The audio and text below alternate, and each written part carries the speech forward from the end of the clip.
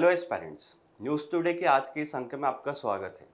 आज हम 9 जुलाई की जो महत्वपूर्ण खबरें रही हैं, उनके बारे में इस अंक में विस्तार से चर्चा करेंगे। आइए सबसे पहले जान लेते हैं कि आज हम किन खबरों के बारे में विस्तार से विश्लेषण करने वाले हैं।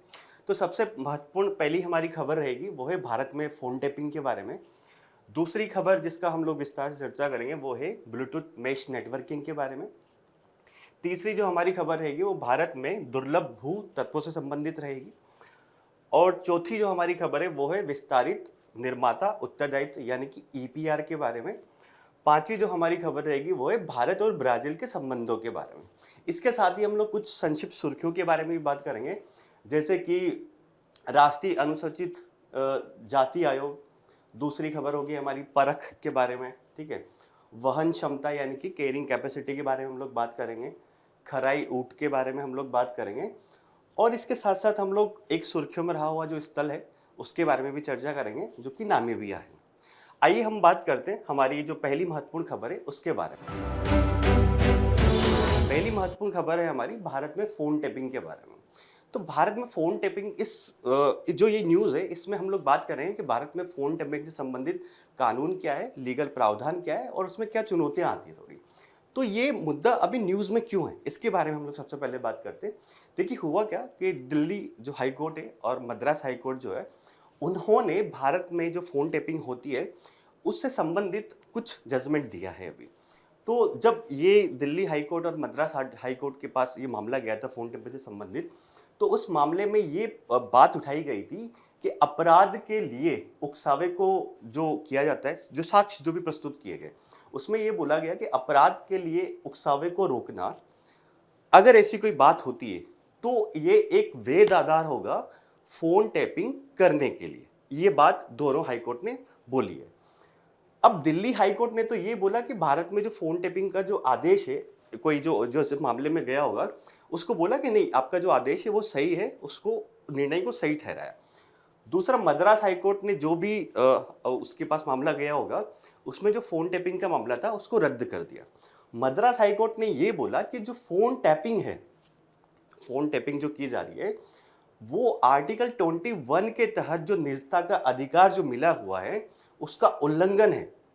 जब तक कि फ़ोन टैपिंग को कानून के द्वारा जो स्थापित प्रक्रिया है, उसके माध्यम से उसको फ़ोन टैपिंग नहीं किया जाए। मतलब इसका अर्थ ये हो रहा है कि अगर कानून के माध्यम से फ़ोन टैपिंग की जाती है, पूरी प्रक्रियात्मक तरीके से सही होती है, तो फिर वो निजता के अधिकार का उल्लंघन नहीं होगा। परंतु अगर कानून द्वारा स्थापित प्रक्रिया है, उसका पालन नहीं किया जाता है, तो जो फ़ोन टैपिंग अगर की जा रही है, तो फिर उसको माना जाएगा आर्टिकल 21 जो है, उसके तहत जो निजता का अधिकार है, उसका उल्लंघन वो है। ठीक है। अगला हम लोग बात करें कि भारत में फ़ोन टैपिंग से संबंधित लीगल फ्रेमवर्क क्या है या फिर कानून कौन-कौन से हैं। तो सबसे पहला कानून है भारतीय डाकघर अधिनियम 1898 का, है ना? इसके तहत ये है कि डाक के माध्यम से अगर कोई भी संचार हो रहा है, तो अगर उसको देखना है या फिर उसको टैप करना है, तो ये एक लीगल फ्रेमवर्क प्रदान करता है ये एक्ट, ठीक है। अगला जो एक्ट है वो है भारतीय टेलीग्राफ अधिनियम 1885 का। तो ये 1885 वाला जो एक्ट है, ये प्रदान करता है कि वॉइस कॉल के माध्यम से अगर कुछ बात करी जा रही है, उसको टैप करना है, उसको अगर सरकार को सुनना है, तो ये अधिनियम एक लीगल फ्रेमवर्क प्रदान करता है। स्पेशली इस अधिनियम की जो धारा है 5(2), उसमें ये बताया गया है कि धारा 5(2) में बोला गया है कि किसी भी लोक आपातकाल हो गया, कोई ऐसी लोक आपातकाल की घटना हो गई, या फिर लोक सुरक्षा के हित में राज्य सरकार प्लस केंद्र सरकार दोनों क्या कर सकते हैं, फ़ोन टैपिंग कर सकते हैं। आधार क्या है उसका, लोक आपातकाल और लोक सुरक्षा में। ये ऐसा बोला गया है भारतीय टेलीग्राफ एक्ट 1885 का जो है उसके अंदर, ठीक है। अब एक सूचना प्रौद्योगिकी एक्ट जो है 2000 का, उसके तहत भी बोला गया है कि टैपिंग कौन सी चीज़ों की जा सकती है। तो उसमें ये बोला कि व्हाट्सएप के माध्यम से जो हम लोग संदेश भेज रहे हैं या ईमेल के माध्यम से जो चीज़ें आदान प्रदान की जा रही है सूचना, अगर उसको इंटरसेप्ट करना है सरकार को, तो लीगल फ्रेमवर्क कौन प्रदान करता है, सूचना प्रौद्योगिकी अधिनियम 2000, सन 2000 में जो लाया गया। तो भारत में ये जो तीनों कानून है, वो फ़ोन टैपिंग के लिए एक तरह से एक लीगल फ्रेमवर्क प्रदान करते हैं। अगला अगर हम लोग बात करें तो देखिए, एक मामला सुप्रीम कोर्ट के पास गया था। सुप्रीम कोर्ट ने भी कुछ जजमेंट इस बारे में दी हुई है फोन टैपिंग को लेके।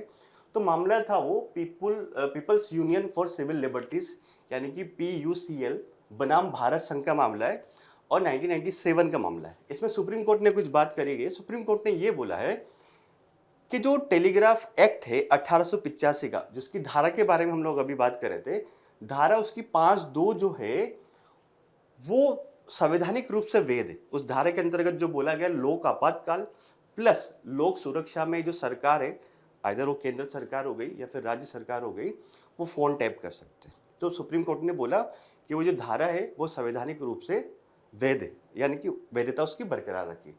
साथ साथ में सुप्रीम कोर्ट ने इस जजमेंट में कुछ प्रक्रियात्मक सुरक्षा उपाय बताए कि किस प्रकार से फोन टैपिंग को अगर कर रहे हो या किसी की फोन टैपिंग करने जा रहे हो तो किस तरह से उसका जो ढांचा होगा वो किस प्रकार से होगा। तो ये बोला गया कि फोन टैपिंग का जो आदेश है, ऐसा नहीं कि कोई भी अधिकारी होगा वो फोन टैपिंग का आदेश दे देगा। फोन टैपिंग का जो आदेश है वो राज्य या फिर केंद्र में जो गृह सचिव होता है, गृह मंत्रालय में गृह सचिव जो होते हैं, वो ही आदेश जारी कर सकते हैं। इसके अलावा कोई फोन टैपिंग का आदेश जारी नहीं कर सकता। ठीक है।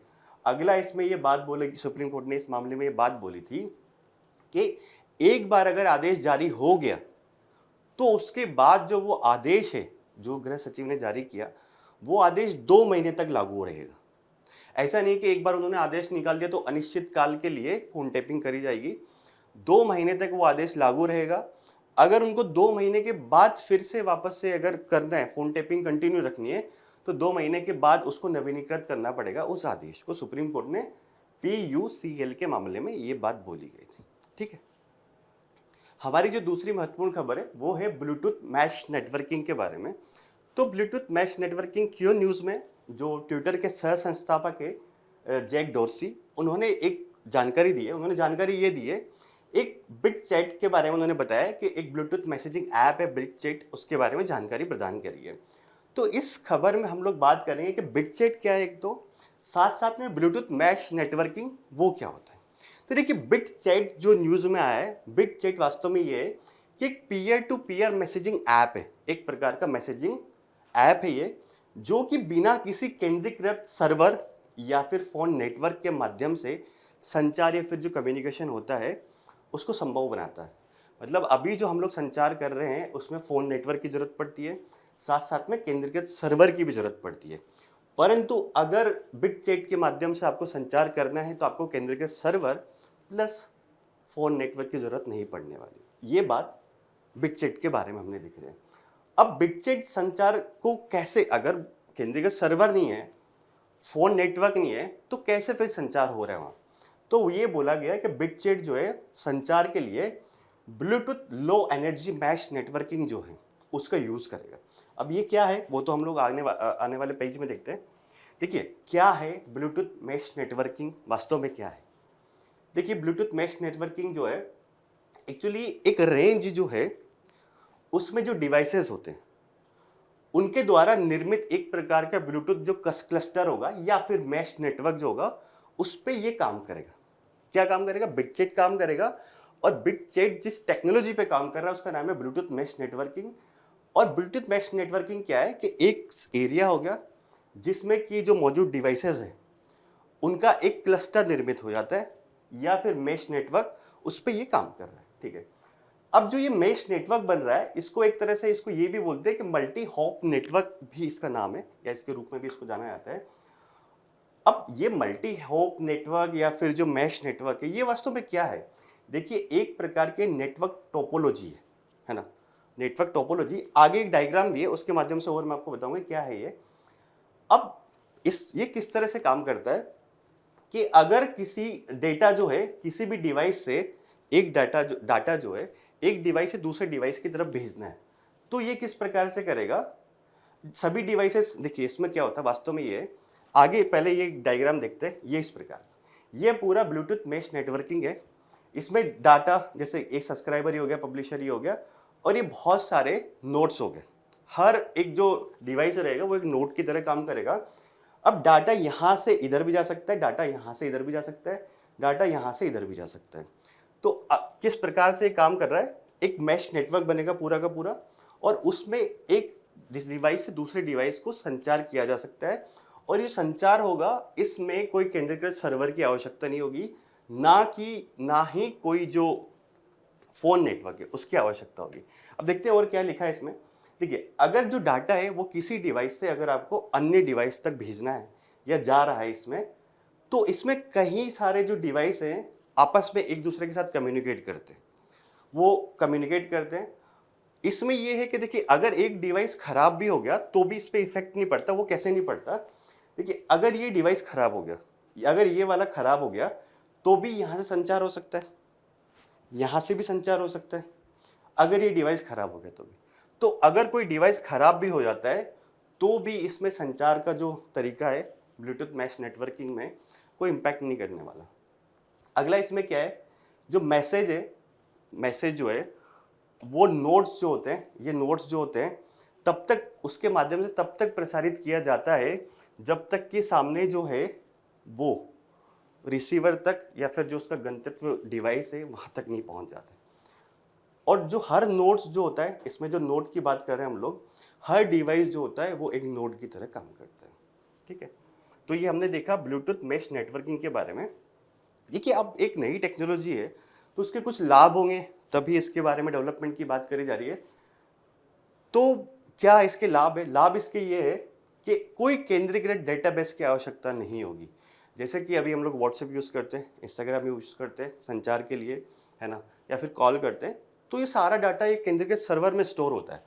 परंतु अगर आप इस टेक्नोलॉजी के माध्यम से संचार कर रहे हैं तो कोई केंद्रीकृत डेटाबेस की आवश्यकता नहीं है।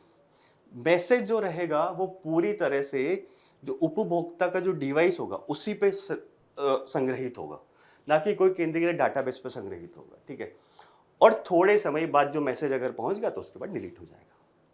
तो ये कोई डेटाबेस की इसमें आवश्यकता नहीं है।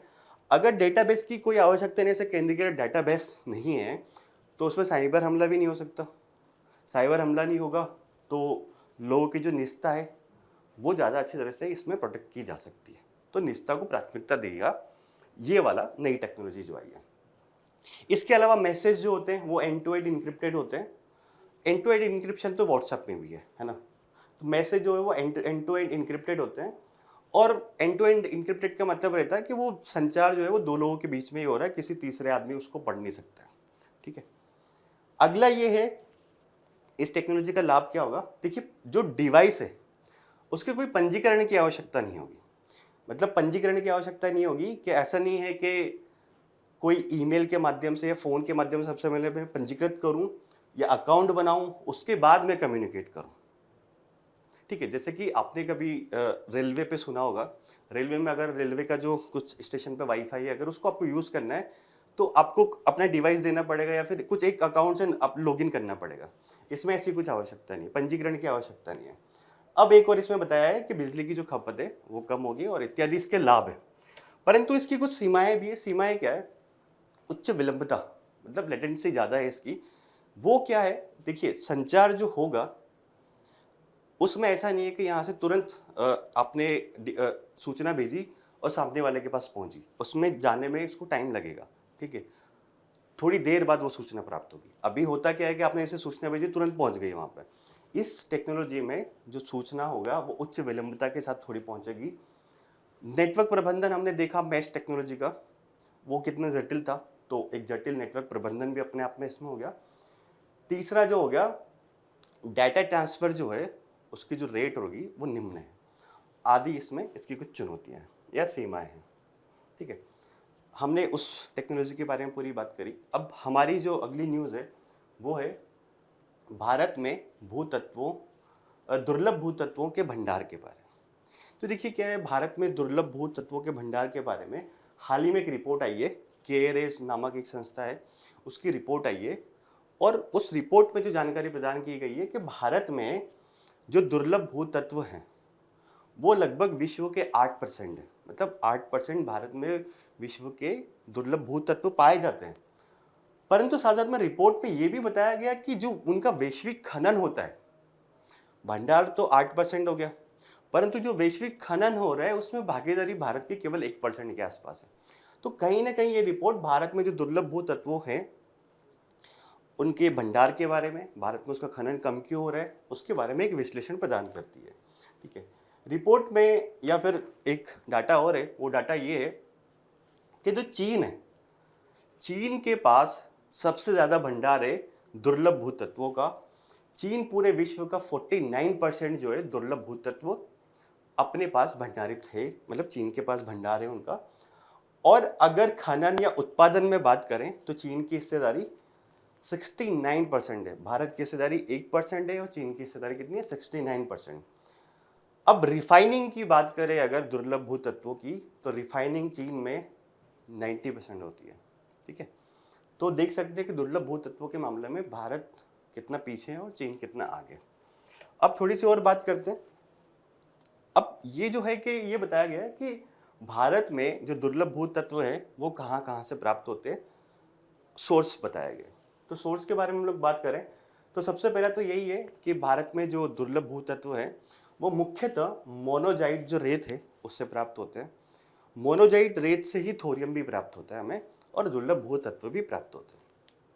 किस एरिया में या फिर किन राज्यों में ज़्यादा उत्पादन होता है इसका, तो एक एक ईयर बुक थी, इंडिया मिनरल्स ईयर बुक 2023 आई थी। उसमें ये बताया गया था कि तमिलनाडु हो गया, केरल जो हो गया, आंध्र प्रदेश हो गया या उड़ीसा हो गया, जो तटीय राज्य है भारत के, उसमें REE यानी कि दुर्लभ भू तत्व जो है उनके सबसे ज़्यादा भंडार अगर कहीं मौजूद है तो वो तमिलनाडु, केरल, आंध्र और उड़ीसा में मौजूद है। ऐसा ईयर बुक जो आई थी मिनरल्स के बारे में 2023 की, वो बताती है हमें। अब देखा हमने कि भारत में 8% भंडार है और उत्पादन में भारत की हिस्सेदारी केवल 1% है। तो क्यों भारत में हिस्सेदारी उत्पादन में कम है, उसके बारे में हम लोग बात करें कि भारत जो दुर्लभ भू तत्व हैं उनके खनन और रिफाइनिंग में क्यों पिछड़ रहा है। तो देखिए, सबसे पहले तो क्या है कि जो दुर्लभ भू तत्व हैं उनके खनन की जो प्रक्रिया है वो अपने आप में बहुत ज़्यादा जटिल है। ठीक है, क्योंकि दुर्लभ भू तत्व जो हैं वो अपने आप में रेडियो एक्टिव होते हैं। रेडियो एक्टिव जो किरणें हैं वो उत्सर्जित करते रहते हैं, तो रेडियो एक्टिव होते हैं। साथ साथ में इनका जो खनन होता है वो एक बहुत जटिल होता है, महंगी प्रक्रिया होती है और लंबे समय तक चलने वाली प्रक्रिया होती है। तो भारत इसमें कहीं ना कहीं थोड़ा पिछड़ रहा है। अब मूल्य श्रृंखला के बारे में इसमें बात की गई है कि जो दुर्लभ भू तत्व हैं उनकी भारत में जो मूल्य श्रृंखला है वो पूरी तरह से विकसित नहीं है एक तरह से। इसमें जैसे कि एक बताया गया है कि भारत जो है REE को, मतलब यानी कि दुर्लभ भू तत्व है, खनन कर सकता है या फिर जो जिससे वो मिल रहा है, जैसे कि मोनोजाइट से मिल रहा है तो उनको अलग कर सकता है, रिफाइन कर सकते हैं या फिर ऑक्साइड के रूप में रिफाइन करने की सुविधा है भी भारत में। परंतु फिर भी ये बोलता है कि भारत में मिश्र धातु हो गया या मैग्नेट हो गया जैसे मध्यवर्ती उत्पाद जो हैं उनके निर्माण की सुविधाएं भारत में उपलब्ध नहीं है। ठीक है, तो कहीं ना कहीं जो दुर्लभ भू तत्वों की श्रृंखला है, एक आपूर्ति श्रृंखला, वो भारत में पूर्णतः विकसित नहीं है। इस वजह से भारत इस क्षेत्र में पिछड़ रहा है थोड़ा।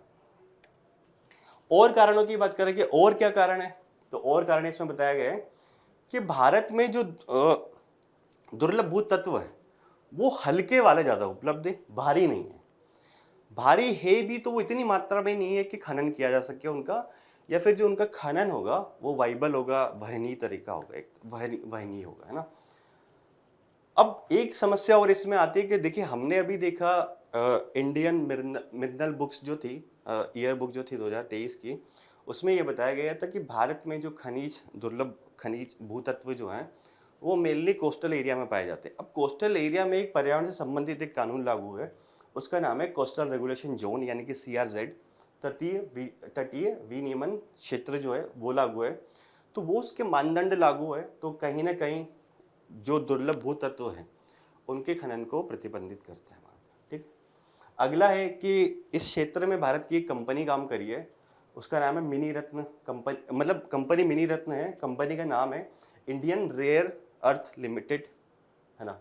तो ये एकमात्र कंपनी है जो क्षेत्र में काम कर रही है और इस कंपनी की भी अपने आप में चुनौतियाँ हैं, है ना। एक ही कंपनी है पहले तो, और इसमें भी मानव संसाधन और जो भी उसके पास आधुनिक तकनीकों का अभाव होगा। ये एक कंपनी इसमें काम करे। तो हमने देखा इसमें कि दुर्लभ जो भूतत्व है उनके रिफाइनिंग हो गया या फिर उनके उत्पादन में भारत क्यों पिछड़ा हुआ है वैश्विक स्तर पे, क्या चुनौतियाँ हैं। ठीक है, अब एक ये डायग्राम दिया गया है, इसमें देख सकते हैं हम लोग। देखिए चीन में भंडार की बात करें तो चीन में सबसे ज़्यादा है 49% के आसपास। उसके बाद देख सकते हैं ब्राज़ील सेकंड नंबर पे आता है और भारत तीसरे नंबर पे आता है। भारत में 8% के आसपास है, फिर ऑस्ट्रेलिया हो गया 6%, फिर रूस हो गया 4% के आसपास। ठीक है, अब आज की हमारी जो चौथी महत्वपूर्ण खबर है, वो हमारी चौथी महत्वपूर्ण खबर है विस्तारित निर्माता उत्तरदायित्व यानी कि ईपीआर, एक्सटेंडेड प्रोड्यूसर रेस्पॉन्सिबिलिटी के बारे में हम लोग बात करेंगे। देखिए ये जो कॉन्सेप्ट है ये चला बहुत टाइम से आ रहा है, ऐसा नहीं कि आज एक नया कॉन्सेप्ट है, पर अभी पर्यावरण मिनिस्ट्री जो है उसने कुछ नियम लागू किए, उसकी वजह से ये अभी मुद्दा न्यूज़ में आया है। तो वो नियम क्या थे? देखिए खतरनाक और अन्य अपशिष्ट प्रबंधन एवं सीमा पार संचलन संशोधन नियम 2025 जो है वो हाल ही में पर्यावरण, वन और जलवायु परिवर्तन मंत्रालय जो है उसने अधिसूचित किए है। तो उसकी वजह से ये ईपीआर न्यूज़ में आया है और ये बोला गया है कि ये जो नियम है ये अप्रैल 2026 जो है उससे लागू होंगे। अब इन नियमों में क्या बात बोली गई है, वो ये बोला गया है कि अलोह जो धातु है, अलोह मतलब जिनमें लोहे की मात्रा नहीं पाई जाती, जैसे कि एल्यूमिनियम हो गया, तांबा हो गया, जस्ता हो गया या फिर इनके मिक्सचर से बना कोई जो धातु हो गया, कि अगर इनका स्क्रैप करना है तो ईपीआर जो है उसका एक फ्रेमवर्क प्रस्तुत किया गया है कि ईपीआर को स्क्रैप किस तरह से करना है या फिर उसका लक्ष्य क्या रखा गया है या फिर जो उत्पादक है, प्रोड्यूसर है, उसकी क्या रेस्पॉन्सिबिलिटी रहेगी।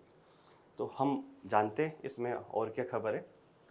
तो देखिए सबसे पहले तो हम लोग यही बात करते हैं कि जो नॉन फेरस मेटल है यानी कि अलोह धातुओं के स्क्रैप के लिए जो ईपीआर जो इस नियम में बात करी गई है, जो कि पर्यावरण मंत्रालय ने जारी किया है, तो उसका लक्ष्य क्या रखा गया है? तो देखिए लक्ष्य ये रखा गया है कि जो प्रत्येक उत्पादक जो है, जो भी उस वस्तु को बना रहा है,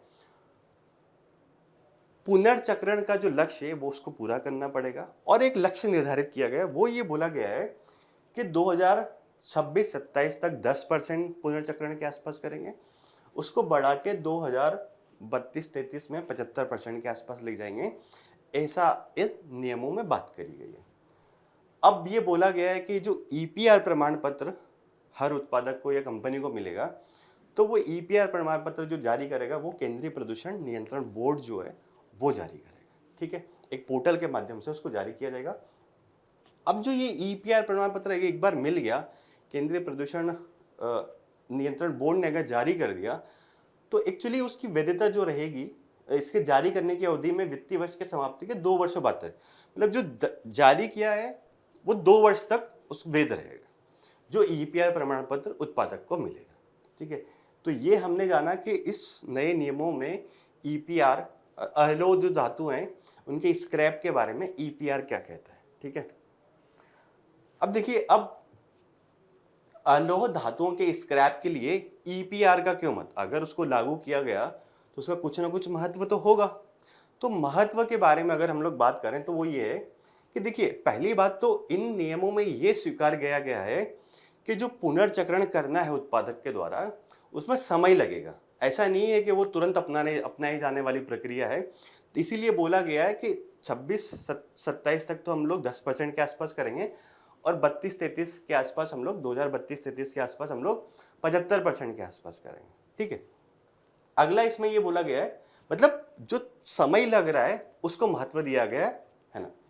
अब एक जो ये ईपीआर लाया गया है यानी कि एक्सटेंडेड प्रोड्यूसर रिस्पॉन्सिबिलिटी जो स्क्रैप के लिए लाई गई है, मतलब अलोह धातुओं के स्क्रैप के लिए जो लाई गई है, तो इससे कहीं ना कहीं जो चक्रीय अर्थव्यवस्था है वो भी भारत में बढ़ेगी धीरे धीरे करके। चक्रीय अर्थव्यवस्था क्या है उसके बारे में देखेंगे हम लोग थोड़ा सा। साथ साथ में इसके तहत उत्पादों की कुछ विशिष्ट श्रेणियों को भी इसमें शामिल किया गया है।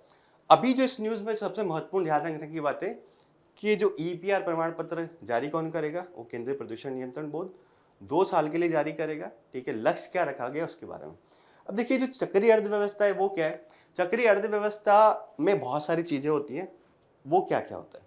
तो देखिए जो अपशिष्ट है कौन सा कुछ उत्पादन किया जाएगा, संग्रह किया जाएगा, पुनः उसका उपयोग किया जाएगा, संधारणीय डिजाइन बनाई जाएगी, पुनर्चक्रण किया जाएगा, रिसाइकलिंग जिसको बोलते हैं। तो चक्रीय अर्थव्यवस्था में ये होता है, यानी कि जो कोई भी वस्तु है उसको पर्यावरण में ऐसे ही निस्तारित नहीं करना है। अगर उसका पुनर्उपयोग हो सकता है कुछ पुनर्चक्रण के बाद या फिर रिसाइकल करने के बाद, तो चक्रीय अर्थव्यवस्था में वो बात करती है, ताकि जो पर्यावरण की चुनौतियां हैं या फिर संधारणीय अर्थव्यवस्था है उसको अपनाया जा सके। ठीक है, अब जानते हैं, देखिए हमने तब से बात कर रहे हैं कि ईपीआर यानी कि एक्सटेंडेड प्रोड्यूसर रिस्पॉन्सिबिलिटी, तो वास्तव में होती क्या है, ईपीआर क्या होता है? तो देखिए कुछ नहीं होता, जैसे कि मैं उत्पादक हूँ, मैंने कुछ चीज़ प्रोड्यूस करी है, यानी कि प्रोड्यूसर जो हो गया। अब मैंने जो कोई उत्पाद बेचा, तो एक उसकी टाइमलाइन होती है किसी भी उत्पाद की। जैसे कि आपने टीवी खरीदी या फिर जैसे कि कोई भी कार खरीदी, उसकी एक लिमिट है कि 5, 10, 20 साल की।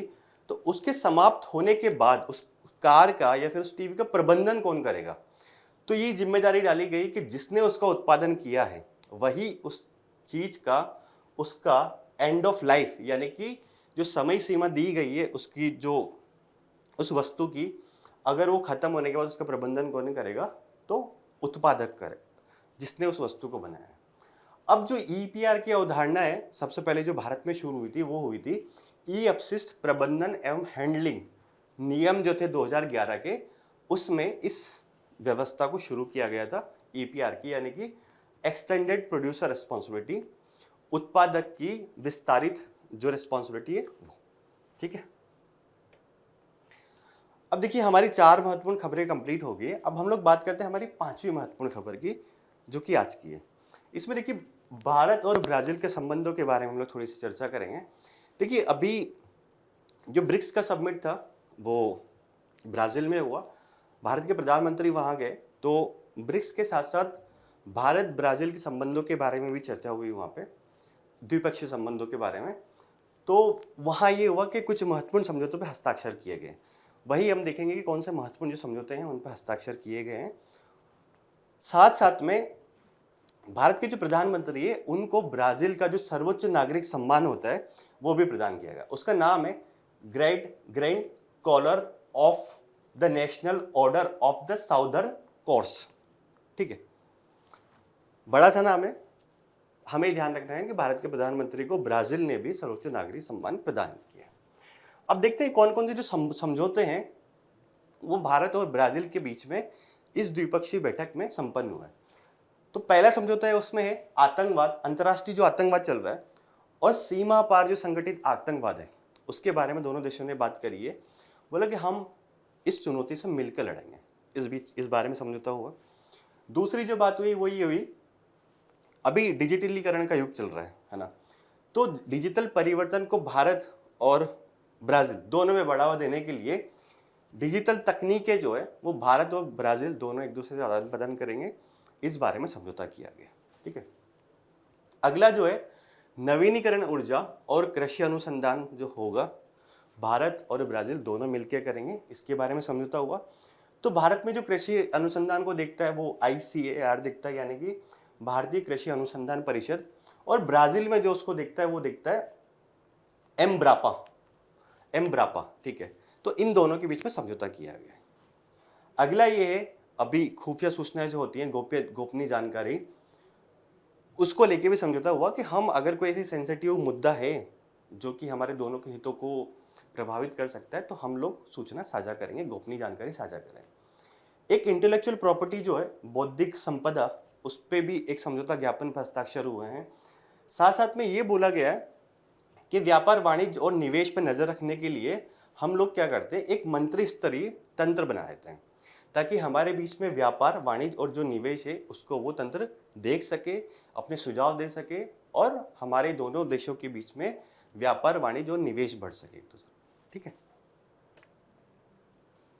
साथ साथ में अब ये निर्धारित किया गया कि हम दोनों जब भी मिलेंगे, दोनों देश जब भी मिलेंगे, तो हम भविष्य में जो मुद्दे हैं अगले 1 दशक के लिए, वो किन प्राथमिकता वाले क्षेत्रों पर हम लोग चर्चा करेंगे। तो वो ये है कि एक तो रक्षा और एक सुरक्षा के बारे में हम लोग बात करेंगे मिल बैठ के, खाद्य और पोषण सुरक्षा के बारे में हम लोग मिल बैठ के बात करेंगे। अगला है कि ऊर्जा परिवर्तन और जलवायु परिवर्तन इत्यादि। जो मुद्दे अभी हाईलाइटेड है उनके बारे में हम लोग मिल बैठ के आने वाले टाइम में जब भी हमारे सचिव मिल रहे होंगे, विदेश मंत्रालय के अधिकारी मिल रहे होंगे, मंत्री मिल रहे होंगे, तो इन सब के बारे में हम लोग बैठ के चर्चा करें। अब भारत ब्राजील संबंधों के बारे में थोड़ी सी चर्चा करते हैं कि क्या कौन कौन से क्षेत्रों में दोनों लोग सहयोग कर रहे हैं। तो सबसे पहले बात करें वैश्विक सहयोग की, तो देखिए बहुत सारे वैश्विक मंच है जिस पे भारत और ब्राजील दोनों से एक दूसरे से सहयोग कर रहे हैं। जैसे कि मैं बात करूं, ब्रिक्स हो गया, बेसिक हो गया, G20 हो गया, G4 हो गया, IBSA हो गया, जैसे समूह जो है उसमें भारत और ब्राजील, ये तो क्षेत्रीय समूह हो गया एक तरह से, उसमें भागीदारी कर रहे हैं। अंतर्राष्ट्रीय समूह की बात करें तो UN के मंच पर दोनों लोग भागीदारी करते हैं, WTO के मंच पर करते हैं, है ना, यूनेस्को के मंच पर करते हैं, और वाइपो यानी कि वर्ल्ड इंटेलेक्चुअल प्रॉपर्टी ऑर्गेनाइजेशन जो है उसके मंच पे भी अंतर कम करते हैं। यानी कि बात ये है कि जो अंतर्राष्ट्रीय मंच है उसमें हमारे जो हित हैं वो दोनों देश हम लोग मिलके उठाएंगे, ऐसी बात ये दोनों करते हैं, है ना। अगला है कि व्यापार की अगर बात करें तो देखिए एक आंकड़ा दिया हुआ है कि दोनों देशों के बीच में 2024-25 में दोनों देशों के बीच में लगभग 12.20 अमेरिकी जो डॉलर है, अरब अमेरिकी जो डॉलर है, वो उतना व्यापार हुआ है, ठीक है। और इस व्यापार में भारत जो है वो सरप्लस की स्थिति में, यानी कि भारत निर्यात अधिक करता है ब्राजील को, आयात कम करता है। अगला है कि रक्षा सहयोग की अगर हम लोग बात करेंगे, दोनों देश रक्षा सहयोग किस तरह से कर रहे हैं, तो देखिए 2006 में एक समझौता हुआ था, रक्षा सहयोग समझौता हुआ था दोनों देशों के बीच में। इसके तहत इन लोगों ने एक संस्थागत तंत्र बनाया था कि हम लोग रक्षा के लिए किस तरह से आगे चर्चा करेंगे। तो वो था, एक संयुक्त रक्षा समिति बनाई गई थी जो कि नियमित रूप से बैठ के करती है और सहयोग सुनिश्चित करती है भारत और ब्राजील के बीच में रक्षा के क्षेत्र में, ठीक है। अगला जो है नवीकरणीय ऊर्जा के क्षेत्र में दोनों देश कैसे सहयोग कर रहे हैं, तो वो ये हो गया कि ब्राजील जो है एक पहल है, ग्लोबल बायोफ्यूल अलायंस पहल जो है, ये पहल देखिए 2023 में जब G20 सम्मेलन भारत में हुआ था तब ये शुरू किया गया था। तो उस टाइम पे ब्राजील इसका सह संस्थापक सदस्य था। 2015 में भारत के नेतृत्व में एक पहल शुरू हुई थी, उसका नाम है अंतर्राष्ट्रीय सौर गठबंधन। तो 2022 में ब्राजील ने भी उसकी पुष्टि कर दी कि हम भी अंतर्राष्ट्रीय जो सौर गठबंधन है उसमें शामिल होते हैं। तो दोनों देश वैश्विक मंचों पे व्यापार, रक्षा और नवीकरणीय ऊर्जा के क्षेत्र में सहयोग कर रहे हैं, ठीक है। अब आज हमने जो महत्वपूर्ण खबरें थी उनके बारे में बात करें, पांचों के बारे में बड़ी डिटेल से। अब हम लोग जो कुछ अन्य संक्षिप्त सुर्खियां हैं उनके बारे में बात कर रहे हैं। तो पहली हमारी न्यूज़ है इसमें, राष्ट्रीय अनुसूचित जाति आयोग NCSC के बारे में बात करेंगे। देखिए अभी क्या हुआ, ये मतलब न्यूज़ में क्यों आया NCSC न्यूज़ में इसलिए आया कि इसने 2023-24 की जो अपनी रिपोर्ट है, वो वार्षिक रिपोर्ट जो है वो राष्ट्रपति को सौंपी है। तो उसके बारे में अब हम लोग यहाँ पे बात करें कि NCSC क्या है और इससे संबंधित प्रावधान क्या है। तो देखिए NCSC जो है, इसका जो गठन किया गया था वो संविधान के 89 में संवैधानिक संशोधन हुआ था 2003 में, उसके माध्यम से किया गया था, ठीक है। तो उससे पहले क्या जो अनुसूचित जाति है उसके लिए कोई प्रावधान नहीं था, कोई राष्ट्रीय आयोग नहीं था क्या? देखिए था। उससे पहले क्या था कि राष्ट्रीय आयोग ST और SC के लिए सेम था, परंतु फिर जरूरत महसूस हुई कि नहीं, SC और ST के लिए अलग अलग होना चाहिए क्योंकि दोनों की समस्या अलग अलग हैं थोड़ी, तो उनके लिए अलग अलग राष्ट्रीय आयोग होना चाहिए। तो जो आयोग चला आ रहा था पहले 2003 से पहले, उसको विभाजित करके एक तो राष्ट्रीय अनुसूचित जाति आयोग बना दिया और एक राष्ट्रीय अनुसूचित जनजाति आयोग बना दिया, ठीक है। अब कौन से आर्टिकल के माध्यम से इसको बनाया गया, कौन से आर्टिकल में इसका प्रावधान है, तो संविधान का एक आर्टिकल है 338, उसमें इसका चर्चा की गई है, ठीक है। पहले 338 में ही दोनों जो है SC और ST उनके बारे में बताया गया था, परंतु जब अलग हो गया तो जो मूल आर्टिकल था 338, उसमें तो बोला गया कि NCSC यानी कि राष्ट्रीय अनुसूचित जाति आयोग है, उसका प्रावधान करते हैं। और जो अगला अनुच्छेद है 338 है, ये जोड़ा गया इस एक्ट के माध्यम से और ये बोला गया कि राष्ट्रीय अनुसूचित जनजाति आयोग है, उसका प्रावधान हम लोग 338A जो आर्टिकल है उसके तहत करते हैं, ठीक है। अब देखिए जो आयोग है राष्ट्रीय अनुसूचित जाति आयोग, उसके कार्य क्या, जो अनुसूचित जाति है उससे संबंधित जो उपाय हैं, संरक्षण के उपाय जो संविधान में दिए गए हैं, किसी कानून में दिए गए हैं, उनका क्रियान्वयन किस प्रकार से हो रहा है, सही तरीके से हो रहा है या कुछ सुझाव देने हैं, उसकी जांच और निगरानी ये करता है। ठीक है। या फिर जो एससी समुदाय है, जो एससी जाति है, उनके खिलाफ अगर कोई अपराध हो रहे हैं तो ये जो है, अगर उनके जो सुरक्षा उपाय दिए गए हैं संविधान के अंतर्गत, अगर उनका उल्लंघन हो रहा है तो अगर इसी को शिकायत इसके पास पहुंचती है तो उसकी भी ये जांच करता है। और जो ये है, इसके पास सिविल न्यायालय की शक्तियां रहती है, यानी कि दस्तावेज मंगा सकता है, किसी को गवाही के लिए बुला सकता है। ठीक है। अब इसकी संरचना की बात करें कि इसमें कितने मेंबर और अध्यक्ष हैं, तो एक अध्यक्ष होगा और अध्यक्ष के साथ साथ एक उपाध्यक्ष होगा, प्लस 3 अन्य सदस्य होंगे जिनकी नियुक्ति, मतलब अध्यक्ष, उपाध्यक्ष और तीनों सदस्यों की नियुक्ति कौन करता है? राष्ट्रपति करता है। ठीक है। तो ये हमने एनसीएसए के बारे में इस न्यूज में देखा। अब देखिए, अगली हमारी जो न्यूज है उसका नाम तो काफी बड़ा सा है, वो है समग्र विकास के लिए ज्ञान का प्रदर्शन, आकलन, समीक्षा और विश्लेषण। एक राष्ट्रीय सर्वेक्षण आया है जिसको शॉर्ट में अगर हम लोग बात करें तो परख उसको बोला जाता है। देखिए, क्या है परख? तो हाल ही में क्या हुआ कि ये जो परख है, आरएस, इसके नतीजे जारी किए गए हैं। और क्या है, ये जो जारी किए गए आंकड़े है ना, इससे पहले क्या कोई भारत में ऐसी संरचना नहीं थी? भारत में इससे पहले संरचना चली आ रही थी, उसको बोला जाता था पहले नेशनल अचीवमेंट सर्वेक्षण, सर्वे, एनएएस के नाम से आता था, परंतु अब उसको परख बोला जाता है। अब इस जो रिपोर्ट आती है इसकी, या फिर जो ये विश्लेषण रहता है, इसमें बात करी जाती है भाषा और गणित के बारे में, आसपास की दुनिया के बारे में जो विद्यार्थी है वो कितना समझ पा रहे हैं, विज्ञान और सामाजिक विज्ञान के बारे में कितना जान पा रहे हैं। तो जो पहला है भाषा और गणित के बारे में, इसमें तो कक्षा 3, 6 और 9 के विद्यार्थियों को शामिल किया जाता है। आसपास की दुनिया में क्या चल रहा है, अगर आप समझ पा रहे नहीं पा रहे, इसके लिए कक्षा 3 और 6 के विद्यार्थियों को शामिल किया जाता है। और विज्ञान और सामाजिक विज्ञान की जानकारी आपको है या नहीं, इसके लिए कक्षा 9 के विद्यार्थियों को शामिल किया जाता है। ठीक है। अब परख के बारे में थोड़ा सा जानते हैं कि वास्तव में परख क्या है। तो देखिए, एक प्रकार का राष्ट्रीय मूल्यांकन केंद्र है, नेशनल असेसमेंट सेंटर है एक प्रकार का परख। अब इसकी स्थापना कभी, तो इसे 2023 में एनसीईआरटी जो है संस्था, उसके अंतर्गत एक स्वतंत्र इकाई के रूप में परख को स्थापित किया गया था। इसका उद्देश्य क्या है? जो विद्यार्थियों का मूल्यांकन करना है उसके लिए मानदंड बनाओ, मानक बनाओ, या कुछ दिशा निर्देश जारी करने हो, तो ये सारे काम कौन करता है? परख नामक जो संस्था बनाई गई वो करती है। ठीक है। या फिर इसको राष्ट्रीय शिक्षा नीति जो है भारत की 2020 की, उसके तहत अगर और भी कोई कार्य सौंपना है तो सौंपा जा सकता है। ठीक है। अब हमारी अगली जो महत्वपूर्ण खबर है उसके बारे में हम लोग बात करते हैं। अगली जो है वो ये है कार्बन बॉर्डर एडजस्टमेंट मैकेनिज्म, यानी कि CBAM। ठीक है। देखिए, ये क्या है? हाल ही में जो ब्रिक्स के देश मिले हैं ब्राजील में, उन्होंने यूरोप के द्वारा जो CBAM जो टैक्स लगाया जाता है, एक प्रकार का कार्बन टैक्स, उसकी आलोचना करी है और उसको बोला गया है कि ये एक तरफा है और अन्यायपूर्ण, अन्यायपूर्ण व्यापार अवरोध है, और उसकी उन लोगों ने, इस मैकेनिज्म की जो यूरोप ने शुरू किया है, इसकी आलोचना करी है। तो वास्तव में ये मैकेनिज्म है क्या, देखते हैं। देखिए, CBAM एक्चुअली क्या है? ये इस उद्देश्य से लाया गया है कि कार्बन उत्सर्जन जो है उसको कम करना है। ठीक है। तो इसके लिए क्या किया गया कि यूरोप में अगर जो कोई भी चीज़ इंपोर्ट हो रही है तो उस पर एक प्रकार का कार्बन टैक्स, यानी कि कार्बन बॉर्डर टैक्स जो है वो लगाया जाएगा। यूरोपीय संघ में जो भी उत्पाद आ रहे हैं उन पे होगा। ठीक है। जिनसे और इसमें क्या है कि जिनके उत्पादन में अधिक कार्बन, हाँ, मतलब सब उत्पादों पे नहीं लगाया जा रहा है, ये बोला जा रहा है कि जिनसे अगर ज़्यादा कार्बन उत्सर्जन हो रहा है तो उन उत्पादों पर ये कार्बन बॉर्डर टैक्स नामक एक टैक्स लगाया जाएगा। ठीक है।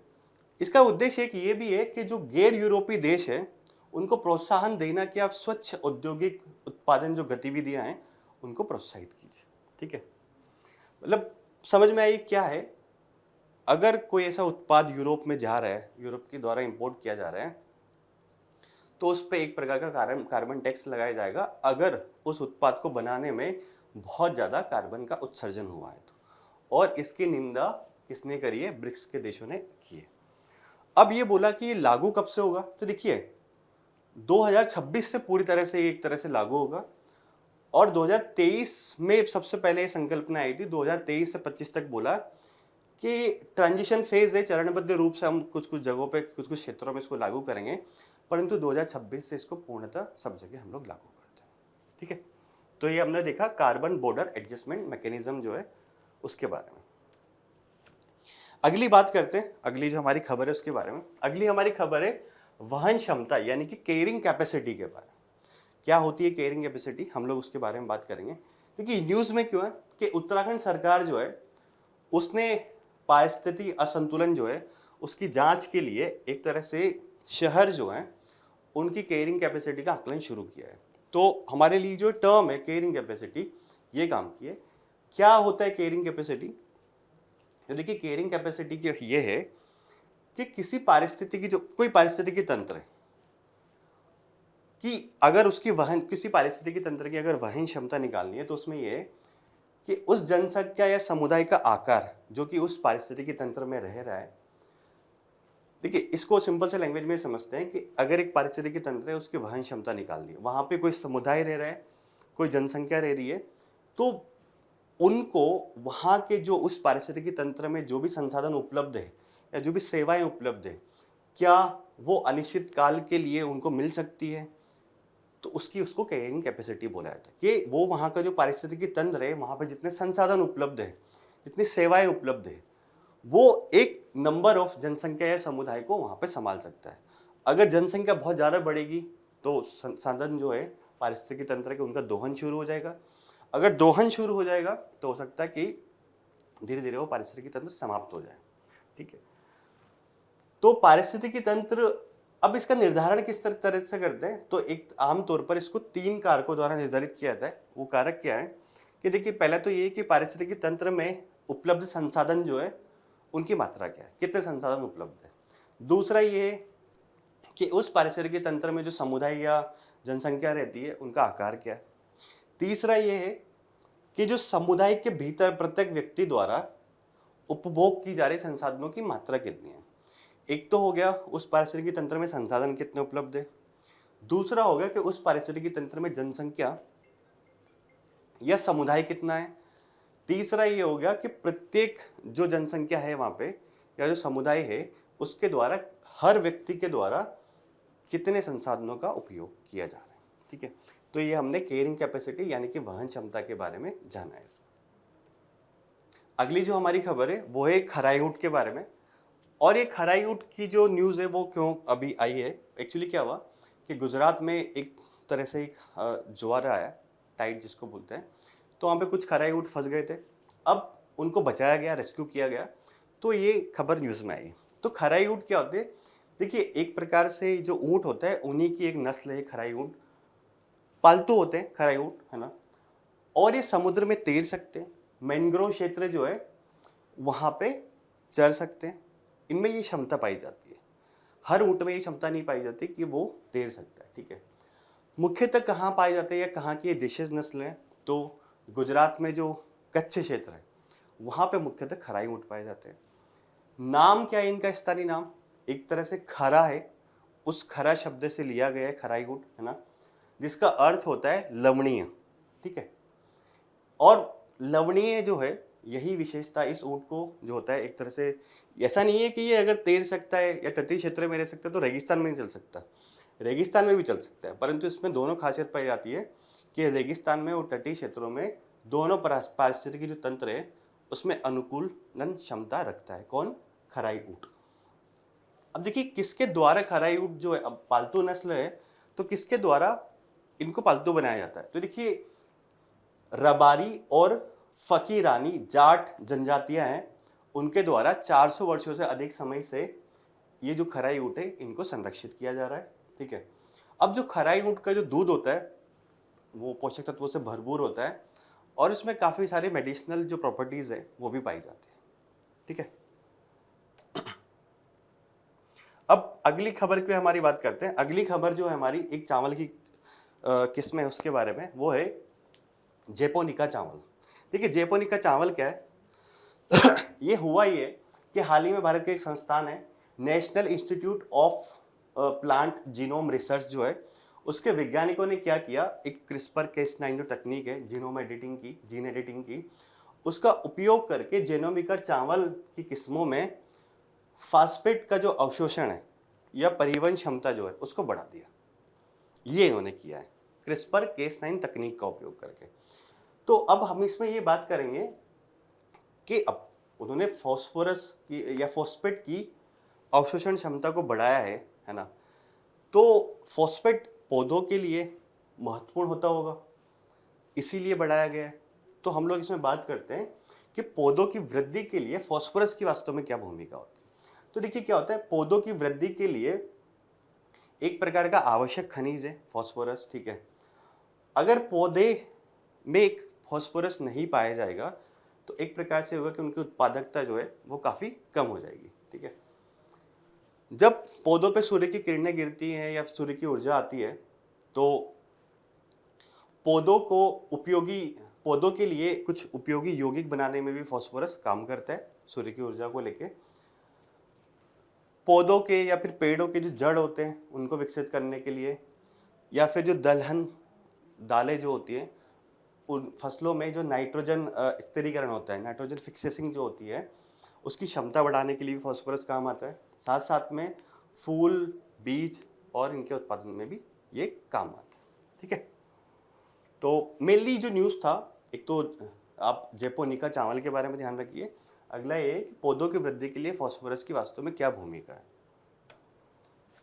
अगला है हमारा न्यूज़ हमारा ये है, भारतीय दूरसंचार सेवा वार्षिक प्रदर्शन संकेतक। मतलब क्या है, भारत में दूरसंचार की स्थिति क्या है उनके बारे में ट्राई ने हाल ही में एक रिपोर्ट निकाली है और उस रिपोर्ट के कुछ तथ्य हैं वो यहाँ पे दिए गए हैं। तो रिपोर्ट के तथ्यों की हम लोग बात करते हैं कि वार्षिक संकेतक में क्या क्या बताया गया है। तो पहले ये बताया कि भारत में इंटरनेट सब्सक्राइबर जो हैं वो कितने बढ़ गए। तो ये बोला गया कि 2025 में भारत में लगभग 969.10 मिलियन जो है वो इंटरनेट उपभोक्ता हो गए, यानी कि 2024 से बढ़े हैं। ये हमें ध्यान रखना है, 2024 से बढ़े हैं इंटरनेट उपभोक्ता सब्सक्राइबर्स, है ना। अगला ये बोले कि टेलीफोन सब्सक्राइबर्स भारत में कितने बढ़े हैं। तो ये बोला गया है कि 2025 में भारत में 1200.80 मिलियन जो है वो टेलीफोन उपभोक्ता हो गए। इनमें भी 2023 के मुकाबले 24 के मुकाबले बढ़ोतरी दिखी गई। अब टेली डेंसिटी जो है वो क्या रही हुई है। देखिए इस रिपोर्ट में एक बात ये निकल के आई कि जो टेली डेंसिटी थी वो कुछ पॉइंट्स से कम हो गई है, यानी कि 2024 में वो थी 85.69% थी, जो कि घटकर 2025 में 85.04% हो गई है, ठीक है। अब इसमें एक फैक्ट दिया गया है कि शहरी क्षेत्रों में टेली डेंसिटी कितनी है और ग्रामीण क्षेत्र में कितनी है। ऑब्वियसली शहरी क्षेत्रों में ज़्यादा होगी टेली डेंसिटी। शहरी क्षेत्रों में टेली डेंसिटी है 131.45% और ग्रामीण क्षेत्रों में 59.06%, ठीक है। ये मतलब कुछ एक संकेतक आए हैं, ट्राई ने निकाले हैं और मेनली इसमें कुछ डाटा दिया गया है कि भारत में जो इंटरनेट सब्सक्राइबर कितने हैं, टेलीफोन सब्सक्राइबर्स कितने हैं, टेली घनत्व कितना है और शहरी और ग्रामीण क्षेत्रों में कितना है, ठीक है। अगला एक योजना के बारे में बात करते हैं। योजना है प्रसारण अवसंरचना और नेटवर्क विकास, यानी कि BIND योजना, बाइंड इसको भी बोल सकते हैं योजना के बारे में। तो देखिए इस योजना के तहत हाल ही में उज्जैन में एक नया आकाशवाणी केंद्र स्थापित किया गया है इस योजना के लिए। तो देखिए इस योजना का नाम क्या है, नाम से अगर हम लोग थोड़ा जाएंगे, प्रसारण अवसंरचना और नेटवर्क विकास, यानी कि जो खबरें प्रकाशित करते हैं उनकी अवसंरचना को बढ़ाना है और उनके नेटवर्क का विकास करना है, इस योजना में ये बात है। तो अब ये योजना कब शुरू की गई थी, देखिए ये योजना शुरू की गई थी 2023 में, ठीक। योजना का टाइप क्या है, सेंट्रल सेक्टर है या सेंट्रल स्पॉन्सर्ड है। तो केंद्र सरकार ने पूरी इसकी जिम्मेदारी ली है, बोला कि इसको केंद्रीय क्षेत्रक की योजना के रूप में हम लोग शुरू कर रहे हैं इस योजना को। अब मंत्रालय कौन सा होगा, तो प्रसारण के बारे में हम लोग बात कर रहे हैं, प्रसारण अवसंरचना के बारे में, तो सूचना और प्रसारण मंत्रालय इसका नोडल मंत्रालय होगा। अब इसका योजना का उद्देश्य क्या है, देखिए भारत में जो प्रसारण अवसंरचना है, प्रसार भारती जिसके अंतर्गत ऑल इंडिया रेडियो हो गया और दूरदर्शन हो गया, ये दोनों प्रसार भारती के अंतर्गत आते हैं। तो प्रसार भारती और प्रसार भारती की जो प्रसारण संबंधी अवसंरचना है उसको विस्तार देना है, इस योजना में ये बात की गई है। उसको आधुनिक बनाना है, मॉडर्न बनाना है टेक्नोलॉजी के माध्यम से, और नया कंटेंट तैयार करना है, और इन सबके लिए वित्तीय सहायता प्रदान करनी है, ये इस योजना में बात की गई है। प्रसार भारती जिसमें दो चीज़ें आती हैं, air India, all India radio AIR जिसको बोलते हैं, और DD नेटवर्क, एक तरह से भारत का जो पब्लिक ब्रॉडकास्टर है ना। आपने देखा होगा कि कभी आप ऑल इंडिया रेडियो में सुनेंगे या फिर दूरदर्शन में देखेंगे तो भारत सरकार के बहुत सारी योजनाओं के बारे में या कार्यक्रमों के बारे में उसमें आता रहता है, ठीक है। तो एक तरह से पब्लिक ब्रॉडकास्टर या सार्वजनिक प्रसारक जिसको बोल सकते हैं, ठीक है। अब ये हो गई हमारी जो सुर्खियों में संक्षिप्त सुर्खियाँ थी उनके बारे में। अब एक स्थल हमारा न्यूज़ में, उसके बारे में भी चर्चा कर लेते हैं। वो है हमारा नामीबिया। देखिए, नामीबिया अफ्रीकन कॉन्टिनेंट का एक देश है। इसकी राजधानी क्या है? विंडहोक, ठीक है। इसकी अवस्थिति तो ये है ना, देख ही सकते हैं हम लोग। तो अब अवस्थिति की हम लोग बात कर लिए तो देखते हैं कि इसके सीमाएं कौन कौन से देशों के साथ लगती है ना। तो अगर मैं सबसे पहले बात करूं तो इसकी अवस्थिति तो है कि अफ्रीका की जो दक्षिणी पश्चिमी तट है वहाँ पे नामीबिया स्थित है, ठीक है। और ये न्यूज़ में क्यों आया, थोड़ी सी ये भी बात कर लेते हैं कि भारत के प्रधानमंत्री नामीबिया गए थे, है ना, इसलिए नामीबिया थोड़ा सा चर्चा में आया। अब इसकी स्थलीय सीमाओं की बात करें तो कौन कौन सी लगती है। देखिए, उत्तर में अंगोला हो गया, ठीक है।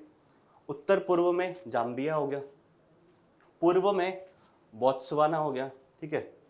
और दक्षिण पूर्व में दक्षिण अफ्रीका हो गया। तो इसकी स्थलीय सीमाएं 4 देशों से लगती है, अंगोला, जाम्बिया, बोत्सवाना और साउथ अफ्रीका, ठीक है। समुद्री सीमा की बात करें तो इसके जो पश्चिमी तट है वहाँ पे अटलांटिक महासागर है, ठीक है।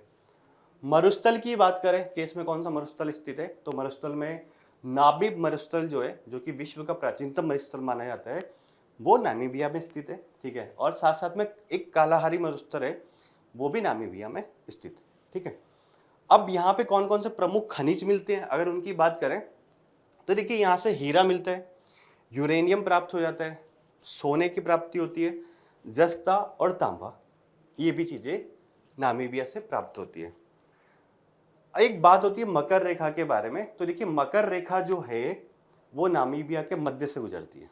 कर्क रेखा मकर रेखा है, तो मकर रेखा जो है वो नामीबिया के मध्य से गुजरती है, ठीक है। तो ये हमने जाना कि जो सुर्खियों में रहा स्थल था नामीबिया, उसके बारे में, ठीक है। तो आज हमने सारी महत्वपूर्ण खबरों के बारे में बात करी, संक्षिप्त सुर्खियों के बारे में बात करी, साथ साथ में जो न्यूज़ में रहा स्थल है उसके बारे में भी चर्चा करी। उम्मीद है आपको ये डिस्कशन समझ में आया होगा। अब ये चर्चा खत्म होने के बाद आपकी स्क्रीन पे कुछ प्रश्न आएंगे, आप उनको हल कीजिए और कमेंट बॉक्स में हमें आंसर बताइए, ठीक है। All the best to you.